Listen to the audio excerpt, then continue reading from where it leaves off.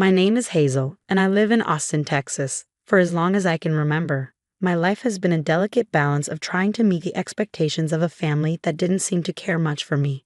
I work as an office administrator at a mid-sized company, and while it isn't my dream job, it pays the bills and gives me a sense of independence. That independence has been my lifeline, especially living under the same roof as my mom, Karen, and my stepsister, Zoe. My mom has always loved Zoe more than me. It's not subtle, it's glaringly obvious. Zoe is her golden child, her everything. Growing up, my mom would go out of her way to ensure Zoe had the best clothes, the best gadgets, and the best attention, all while I was given the leftovers. When I was a kid, I used to think maybe it was something I did wrong. Maybe if I were smarter or prettier, my mom would love me just as much. But over time, I realized it wasn't about me, it was about her. Zoe, for her part, knew how to play the role of the favored child perfectly. She was charming and sweet when my mom was around, but behind closed doors, she treated me like a servant. My mom didn't just allow it, she encouraged it. I became the one who cleaned up Zoe's messes, did her laundry, and even helped her with school projects when she couldn't be bothered. And if I ever complained, my mom would shut me down, telling me I should help my sister because family takes care of each other. Funny how that never seemed to apply to Zoe. By the time I was in my mid-20s, I'd stopped expecting any kind of fairness from my mom. I learned to focus on myself, my work, my small circle of friends, and my dream of one day having a life far away from the toxicity of my home. But even as I tried to carve out a little space for myself, my mom and Zoe would find ways to pull me back into their chaos. It was exhausting, but I kept telling myself that someday I'd break free. Little did I know that breaking point was closer than I thought. One Friday evening, after a long and grueling day at work, I walked into the house hoping for nothing more than a quiet night. My office job might not be glamorous, but it kept me busy and allowed me to keep some distance from the drama at home. I kicked off my shoes, put my bag down, and barely had a moment to breathe before my mom's voice echoed through the hallway. "Hazel, come here. We need to talk," she shouted from the living room. Her tone was sharp, the kind that made me instinctively brace myself. With a sigh, I made my way to the couch, where she was sitting with her arms crossed, a look of impatience on her face. Zoe was sprawled out next to her, scrolling through her phone like she didn't have a care in the world. I didn't even get a chance to sit before my mom launched into it. "Your birthday is coming up next week," she began, her tone oddly matter-of-fact. For a split second, I thought maybe she was planning something nice for me. A small celebration, perhaps. A rare moment of attention directed my way. But then, her true intentions became painfully clear. "I need you to give me $2,000, she said, as casually as if she were asking me to pass the salt. "Zoe needs some new clothes, and her laptop is on its last legs. We'll make it part of the birthday plan so it'll all tie together nicely." I stared at her, dumbfounded. "Wait," I said slowly, "you're asking me for $2,000 of my own money for Zoe's clothes and her laptop? For my birthday?" "Yes," she replied, as if it were the most logical thing in the world. "She's your sister. You should want to help her. Besides, she needs these things more than you do." Zoe didn't even look up from her phone. "Yeah, Hazel," she said with a shrug. "You're always working. It's not like you spend your money on anything important." I felt the familiar anger bubbling up, but I tried to stay calm. "Mom," I said firmly, "I don't work to fund Zoe's lifestyle. I work to take care of myself. If she needs a laptop and clothes, she can get a job and pay for them herself." The room went silent for a moment, and then my mom's expression hardened. "Don't be selfish, Hazel," she snapped. "You're always so focused on yourself. This is your family. You should be helping us, not hoarding your money like some greedy miser."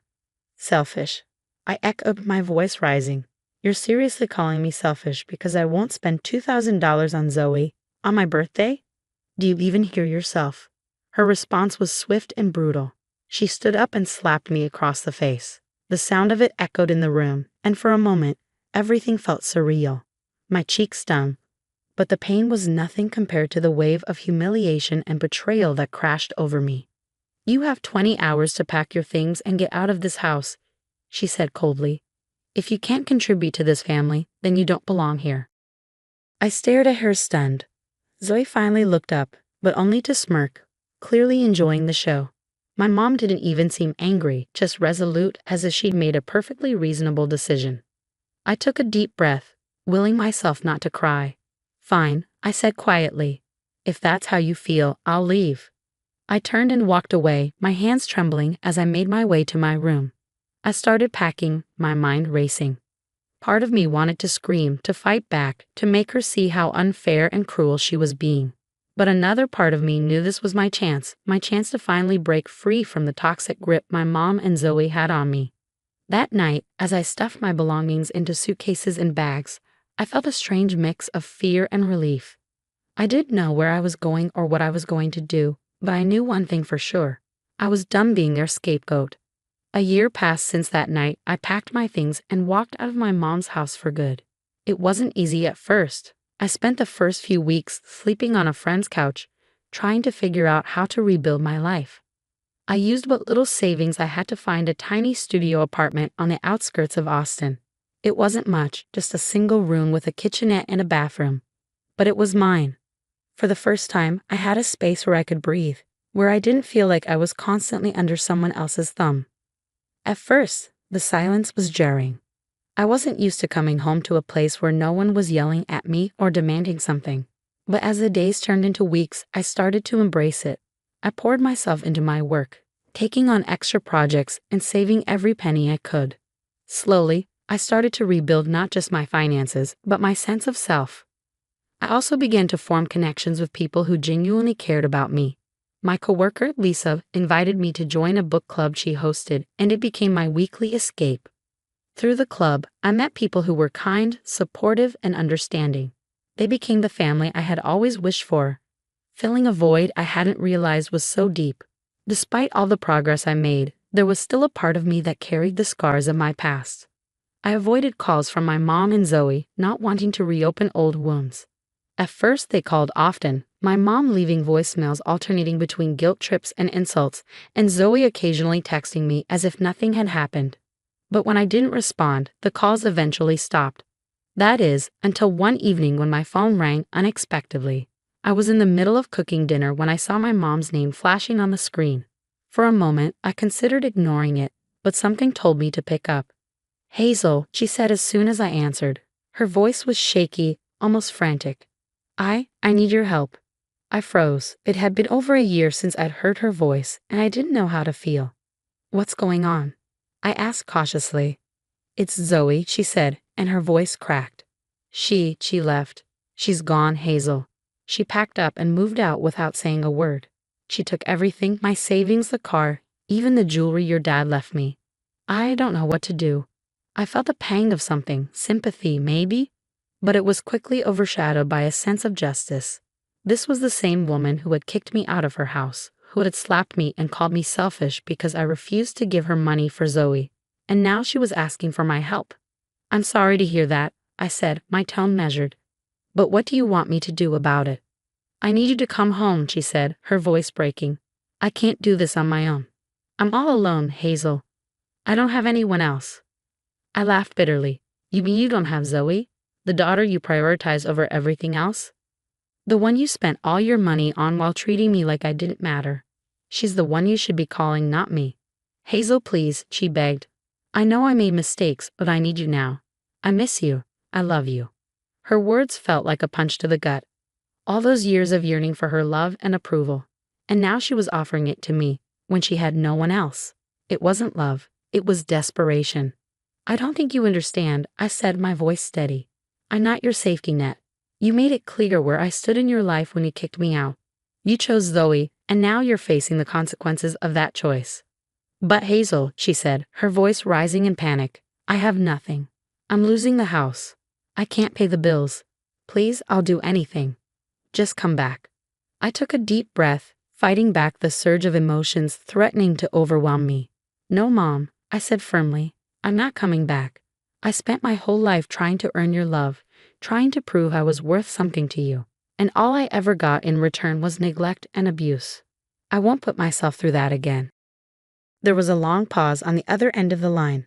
When my mom finally spoke, her voice was barely above a whisper. "You don't mean that?" "I do," I said. "And if you can't accept that, then maybe it's better if we don't talk anymore." She started crying, pleading with me to reconsider, but I held my ground. For the first time in my life, I chose myself over her. The days following that phone call were a whirlwind of emotions. Part of me felt guilty for turning my back on her, but another part of me felt liberated. For so long, I had allowed her to control me, to dictate how I felt about myself. But now, I was free. That sense of freedom was tested a few weeks later when my mom showed up at my apartment unannounced. I came home from work to find her sitting on the steps outside my building, looking disheveled and defeated. "Hazel," she said as I approached, her voice heavy with exhaustion. I had nowhere else to go. I stared at her, torn between compassion and anger. "How did you even find me?" "I called Lisa," she admitted. "I begged her to tell me where you lived." "Please, Hazel, just let me come in, just for tonight." I hesitated. Letting her in felt like opening a door I had worked so hard to close. But at the same time, I couldn't just leave her out there. "Fine," I said reluctantly, unlocking the door and letting her inside. She looked around my small apartment, her eyes lingering on the framed photos of my friends and the cozy decorations I had picked out. "You've done well for yourself," she said softly. I didn't respond. Instead, I crossed my arms and waited for her to say what she had come to say. "I'm sorry," she said finally, tears welling up in her eyes. "I know I was a terrible mother. I know I hurt you. I don't deserve your forgiveness, but I'm begging you, Hazel. Please help me." Her words hung in the air, heavy with years of unresolved pain. "I spent my whole life trying to get you to say those words," I said quietly. "But now that you have, I don't feel the way I thought I would. You're not here because you've changed or because you love me. You're here because you have no one else." "That's not true," she protested. "I do love you, Hazel. I've always loved you." I shook my head. "No, Mom, you loved Zoe. You loved the idea of having a perfect family, but you never loved me, not the way a mother should." She started crying again, and for a moment I felt a pang of sympathy. But then I remembered all the nights I had cried myself to sleep, all the times I had begged for her attention and been ignored. "I'm not going to let you back into my life just because you're desperate," I said firmly. "You need to figure out your own problems. I'm not your savior." She begged me again, but I stayed strong. Eventually she left, and as I closed the door behind her, I felt a weight lift off my shoulders. In the weeks after my mom left my apartment, I felt a profound sense of relief. The years of manipulation, guilt, and emotional pain no longer had a hold on me. For the first time in my life, I wasn't carrying the weight of someone else's expectations or demands. I was free. I threw myself into the life I had been slowly building, pouring my energy into things that brought me joy.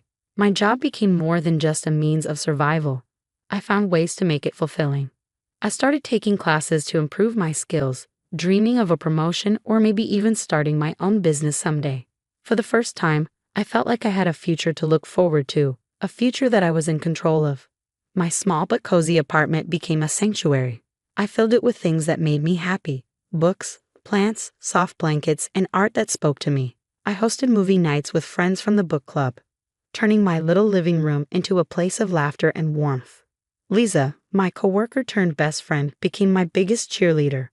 "You've come so far, Hazel," she said one evening as we sipped coffee on my balcony. "You should be proud of yourself." And I was. For the first time in my life, I felt proud of who I was and the choices I had made. One of the most rewarding parts of my new life was the relationships I built with people who genuinely cared about me. The book club friends became my second family. We shared stories, celebrated birthdays, and supported each other through life's ups and downs. They taught me what unconditional love and friendship looked like, things I had never truly experienced growing up. Eventually, I even met someone special. His name was Ethan, a kind and thoughtful man I met through a mutual friend. He was patient, funny, and supportive in ways I hadn't known were possible. We started as friends, but over time, our connection deepened into something more.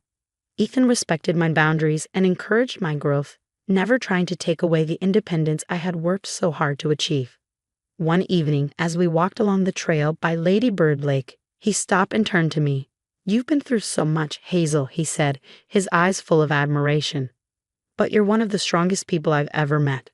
I'm lucky to have you in my life." I smiled, feeling a warmth I hadn't known I needed. "I'm lucky too," I said.